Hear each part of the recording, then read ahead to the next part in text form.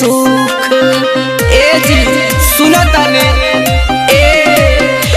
बरत उठवल है छठी मैया दी है सुख, छठी मैया दी है सुख।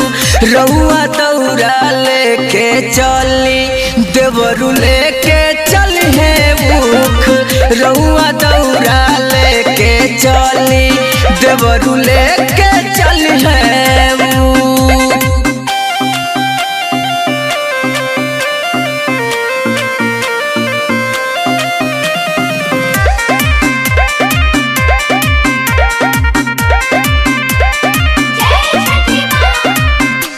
बानी भखौती कैले बबुआ के खाती, बेदिया बनल बाटे पोखरा के दाती। ए जी सुना तानी हाँ हाँ बानी भखौती कैले बबुआ के खाती, बेदिया बनल बाटे पोखरा के दाती।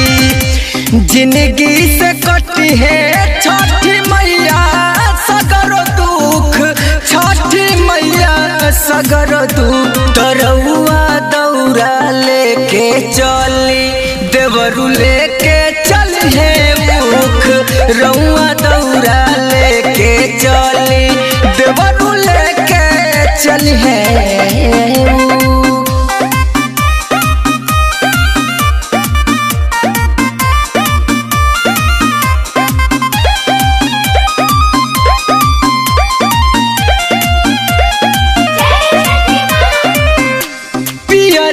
पहिने रउआ जाए के जरूर बा, होई अबेर छठी घाट बड़ी दूर बा।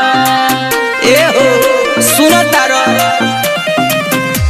पियरी पहिने रउआ जाए के जरूर बा, होई अबेर छठी घाट बड़ी दूर बा। कृष्णा उपेंद्र दिया ना जरता चौमुख, दिया ना जरता चौमुख। तरौआ दौरा लेके चली देवरू लेके चल है भूख, रउआ दौरा लेके चली